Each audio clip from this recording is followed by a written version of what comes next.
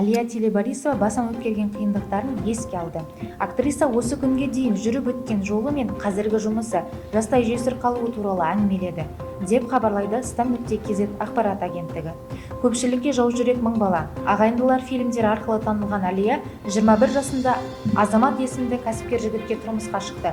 Айтуынша, өмірлік махаббатымен Америкаға оқуға кетпес бұрын танысқан.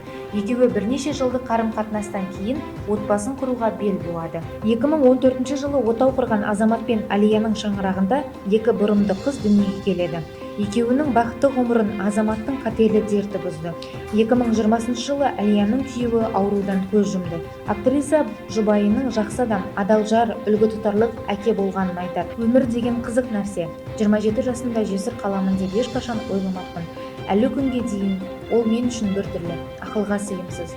Онымен қоса қызымның 1-ші сыныпқа баратыны мен үшін таңғаларлық жағдай, деп ағынан жарылды Телебарисова. Актриса өсіп келе жатқан 2 қызы үшін үлгі тұтарлық тұлға болғысы келетінін атап өтті. Одан бөлек өнерге алғаш қадам басқан кезі мен қазіргі жұмысы жайлы аз-кем баяндады. 11 жасынан сахнада өнер көрсете бастадым. Алғашқыда әнші ретінде бастадым. Кейін 15 жасында мамандығымды актрисаға ауыстырдым. Теледидар экранынан итальян, қытай, ағылшын және тағы басқа тілдерде сөйледім, дейді Телебарисова.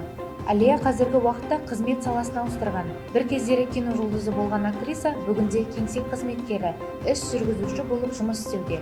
Кинодан Б, Д, магний дәрумендерін алсам, кеңсе жұмысынан С, А және басқа минералдармен толығудамын. Тәжірибе жинап үйреніп жатырмын. Ойымдағы жаңа мүмкіндіктерді ашудамын.